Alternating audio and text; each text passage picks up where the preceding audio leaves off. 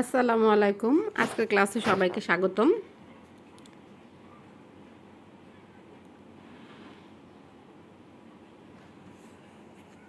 আজকে আমরা পড়ব নবম দশম শ্রেণীর ব্যাকরণ থেকে উক্তি। তাহলে চলো আমরা পড়াতে যাই।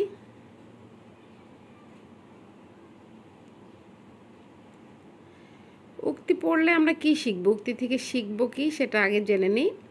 এই পাঠ শেষে আমরা শিখব হচ্ছে উক্তি কাকে বলে, উক্তির প্রকারভেদ আর উক্তির প্রয়োজনীয়তা। কাকে বলে শিখতে পারবো, উক্তির প্রকারভেদ শিখতে পারবো, উক্তির প্রয়োজনীয়তা কি, কেন আমরা উক্তি শিখব পড়ব সেটার প্রয়োজনীয়তা কি এটা জানতে পারবো। তাহলে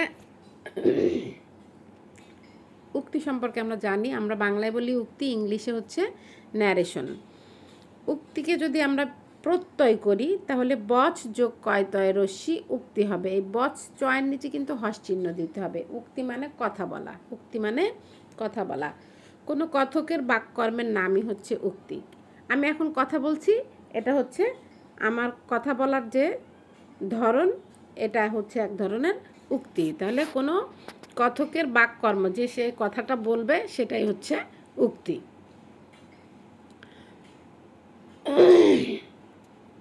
উক্তিকে দুই ভাগে ভাগ করা যায়, একটা প্রত্যক্ষ উক্তি আর একটা পরোক্ষ উক্তি। আমি যে কথা বলছি, বক্তা যখন কথা বলবে হুবহুব কথাটা হচ্ছে প্রত্যক্ষ উক্তি হবে। আর আমার কথা যখন অন্যের জবানিতে চলে যাবে, এক বক্তা কথা বলবে, এই বক্তার কথা যখন অন্য বক্তার জবানিতে চলে যাবে তখন সেটা হয়ে যাবে পরোক্ষ উক্তি। যেমন এখানে একটা উদাহরণ দিচ্ছে, রহিম বলল, কমা কোটেশন শুরু, ফারুক এখন বাড়ি আছে। এটা হচ্ছে প্রত্যক্ষ উক্তি।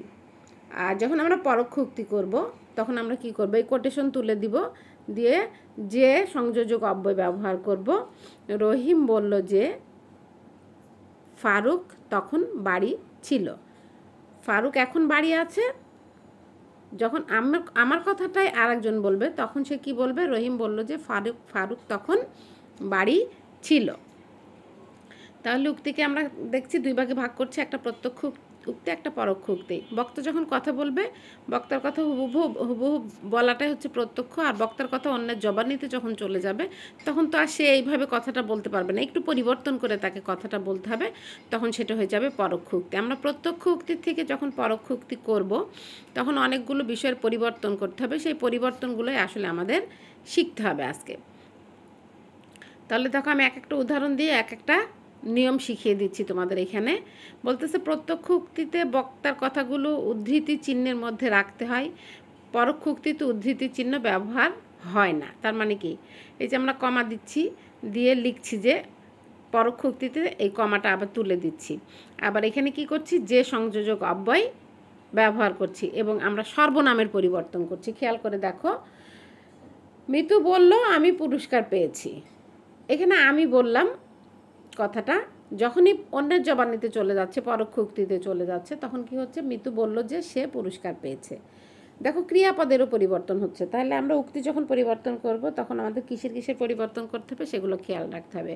যখন প্রত্যক্ষতে থাকবো তখন উদ্ধৃতি চিহ্ন থাকবে, যখন পরোক্ষতে চলে যাব উদ্ধৃতি চিহ্ন উঠে যাবে।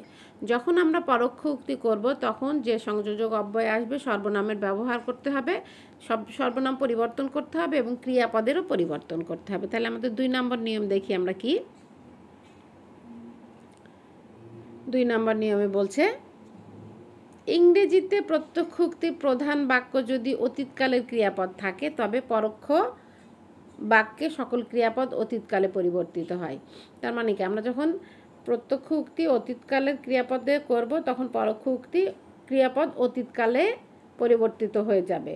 যেমন এখানে বলছে দেখো, রহিম বলল ফারুক এখন বাড়ি আছে। রহিম বলল যে ফারুক এখন তখন হয়ে গেল। এটা কিসের পরিবর্তন হলো, এটা হচ্ছে কালের পরিবর্তন হলো। এটা হচ্ছে কালের পরিবর্তন হলো। রহিম বলল ফারুক এখন বাড়ি আছে, রহিম বলল যে ফারুক তখন বাড়ি ছিল। এই যে কি পরিবর্তন হলো দেখো, যে সংযোজক অব্যয় আসলো, এখনটা তখন হয়ে গেল, আছেটা কি হয়ে গেল, ছিল হয়ে গেল। আবার বলতেছে তিনি বললেন আমি বাজারে যাব। তিনি বললেন যে তিনি বাজারে যাবেন, আমি তিনি হয়ে গেল, আর যাব যাবেন হয়ে গেল। তাহলে আমরা কি কি বললাম? সর্বনামের পরিবর্তন করব, সংযোজক অব্যয় নিয়ে আসব এবং ক্রিয়াপদের পরিবর্তন করব। তাহলে আমাদের 3 নম্বর নিয়ম আমরা দেখি। এখানে ক্রিয়াপদ কি হলো? অতীতকালে পরিবর্তিত হয়ে গেল। এরপরে আমরা বলছি 3 নম্বর নিয়ম, প্রত্যক্ষোক্তিতে প্রধান বাক্যের ক্রিয়া বর্তমান বা ভবিষ্যৎকালের হলে পরোক্ষোক্তিতে অধীন বাক্যের ক্রিয়া যে কোনো কালের হতে পারে। যে ভবিষ্যৎকালের আছে বললেই যে ভবিষ্যৎকালে রাখতে হবে তা না, যে কোনো কালেই নিয়ে যাওয়া যাবে। ক্রিয়া বর্তমান বা ভবিষ্যৎকালের হলে পরোক্ষোক্তিতে অধীন যে বাক্যটা থাকবে সেই বাক্যটা যে কোনো কালেই আমরা নিয়ে যেতে পারবো। যেমন নাদিরা বলে আমি ডাক্তার হব, নাদিরা বলে যে সে ডাক্তার হবে, হবে হয়ে গেল, আমি সে হয়ে গেল, যে সংযোজক অব্যয় যুক্ত হয়ে গেল। তাহলে আমরা বুঝতে পারছি যে উক্তি যখন আমরা করব, তোমরা ইংরেজিতে ন্যারেশন করো যেটা, আমরা বাংলায় সেটাকে উক্তি বলছি, তখন কি কি জিনিসের পরিবর্তন করতে হবে। এরপরে বলছে দেখো, আদেশ, অনুরোধ, জিজ্ঞাসা ইত্যাদি বোঝায় এমন প্রত্যক্ষ উক্তিকে পরোক্ষ উক্তিতে পরিবর্তন করতে হলে প্রধান বাক্যের ক্রিয়াকে ভাব অনুসারে পরিবর্তন করতে হবে। হ্যাঁ, যখন আমরা অনুজ্ঞাসূচক বাক্য পাবো, মোট কথা অনুজ্ঞাসূচক বাক্য যখন পাবো, আদেশ, অনুরোধ, জিজ্ঞাসা এই ধরনের বাক্য যখন পাবো, তখন কি হবে? ভাব অনুসারে পরিবর্তন করতে হবে। যেমন সে রিভাকে বলল তোমার নাম কি। এখন এখানে দেখো, সে রিভাকে বলল তোমার নাম কি। এই তোমার নাম কি, এটা কিন্তু প্রশ্নসূচক, তাকে জিজ্ঞাসা করছে তোমার নাম কি। সে রিভাকে তার নাম জিজ্ঞাসা করলো। এই ধরনের পার্থক্যগুলো যখন আসবে, অনুজ্ঞাসূচক বাক্য যখন আসবে, তখন আমরা এইভাবে পরিবর্তনটা করব। একটু আগেরটার থেকে নিয়মটা এটা একটু আলাদা। সে রিভাকে বলল তোমার নাম কি, সে রিভাকে তার নাম জিজ্ঞাসা করলো। তাহলে এখন আমরা 5 নাম্বার দেখি। আনন্দ, বিষাদ বা আবেগবাচক প্রত্যক্ষ উক্তিকে পরোক্ষ উক্তিতে পরিবর্তন করতে গেলে কেবল ভাবটি উপযুক্ত ক্রিয়াপদ বা ক্রিয়া বিশেষণের সাহায্যে করতে হয়। প্রত্যক্ষ উক্তির আগে চিহ্ন তুলে দিতে হয়। তাহলে দেখো, জাকির বলল বাহ আমরা খেলায় জিতেছি। কি বলছে? জাকির আনন্দের সঙ্গে বলল যে তারা খেলায় জিতেছে। এটা হচ্ছে আবেগসূচক বাক্য। এই আবেগসূচক বাক্য যখন আসবে তখন কি হবে? যখন আনন্দ, বাহ আমরা খেলায় জিতেছি, বা বাহ পাখিটা কি সুন্দর, তখন এগুলো আনন্দ হবে। আর যদি আমরা বলি যে ভিখারি বলল শীতে আমরা কতই না কষ্ট পাচ্ছি, তখন কিন্তু ওই জায়গায় আনন্দের বদলে আমরা দুঃখ দেব। 2 ধরনের হবে, একটা আনন্দ দিয়ে হবে, একটা দুঃখ দিয়ে হবে। ঠিক আছে? যখন আমরা খেলায় জিতবো বা কোনো আনন্দ প্রকাশ করব, তখন আনন্দের সাথে হবে। যখন দুঃখ কষ্ট প্রকাশ করব, তখন দুঃখের সাথে হবে। তাহলে আবেগসূচক চিহ্ন উপরে থাকবে, প্রত্যক্ষ উক্তিতে থাকবে, কিন্তু পরোক্ষ উক্তিতে কী করতে হবে? আবেগসূচক চিহ্ন তুলে দিতে হবে। যেমন জাকির আনন্দের সঙ্গে বলল যে তারা খেলায় জিতেছে, আমরা তারা হয়ে গেল। হ্যাঁ, জিতেছি ছিল, জিতেছে হয়ে গেল। এরপরে 6 নাম্বার দেখো, প্রত্যক্ষ উক্তি চিরন্তন সত্য যদি হয়, বাক্যটা যদি চিরন্তন সত্য হয়, তাহলে কালের কোনো পরিবর্তন হয় না, শুধু কোটেশন উঠে যায়। যেরকম আছে সেরকমই থাকে, শুধু কোটেশন উঠে যে সংযোজক অব্যয় যুক্ত হয়। যেমন শিক্ষক বললেন পৃথিবী সূর্যের চারিদিকে ঘোরে। শিক্ষক বললেন যে পৃথিবী সূর্যের চারিদিকে ঘোরে। দেখো, এইটার কিন্তু কথার কোনো পরিবর্তন হলো না, কালের কোনো পরিবর্তন হলো না, ক্রিয়াপদের কোনো পরিবর্তন হলো না, শুধু একটা জিনিস এসে যুক্ত হলো, সেটা হচ্ছে যে সংযোজক অব্যয়টা যুক্ত হলো।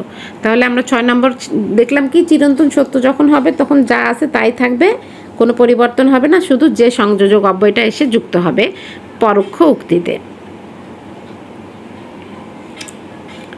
7 নম্বর কি বলছে দেখো, প্রত্যক্ষ উক্তির সর্বনামগুলোর পুরুষ পরোক্ষ উক্তির অর্থ অনুসারে পরিবর্তন করতে হবে। যেমন তিনি আমাকে বললেন তুমি এ কাজ করেছো, তিনি আমাকে বললেন যে আমি সেই কাজ করেছি। এই যে তুমি আমি হয়ে গেল, এ কাজ সে কাজ হয়ে গেল। হ্যাঁ, আর যে সংযোজক অব্যয়যুক্ত হলো করেছো, করেছি হয়ে গেল। তাহলে এখানে কি পরিবর্তন হলো? অর্থ অনুসারে পরিবর্তন হলো, মানে অর্থের পরিবর্তন করতে হবে। সর্বনামগুলোর পুরুষ আমি কথা বলবো যখন, তখন আমি উত্তম পুরুষ, তুমি যখন বলবা তখন তুমি মধ্যম পুরুষ, আর বাইরে যে আছে সে হচ্ছে নাম পুরুষ। তার মানে কি? উত্তম পুরুষ, মধ্যম পুরুষ, নাম পুরুষ, আমি, তুমি, সে।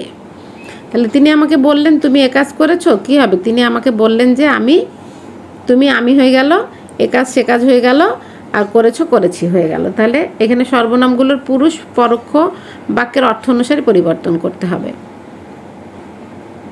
তাহলে আজকের মতো এখানেই উক্তি ক্লাস শেষ করছি। আরেকদিন আরেকটা উক্তি ক্লাস করাবো। উক্তি ক্লাসটা আসলে উক্তির জিনিসটা এরকম, তুমি যত উদাহরণ করবা ততই তুমি নিয়মগুলো শিখতে পারবা, যত বেশি উদাহরণ করবা ততই নিয়মগুলো শিখতে পারবা। আমি আরেকটা উক্তির ক্লাস দিব, আশা করি তোমরা সবাই দেখবা। তাহলে আজকের মতো এখানেই শেষ করছি। সবাইকে অসংখ্য ধন্যবাদ।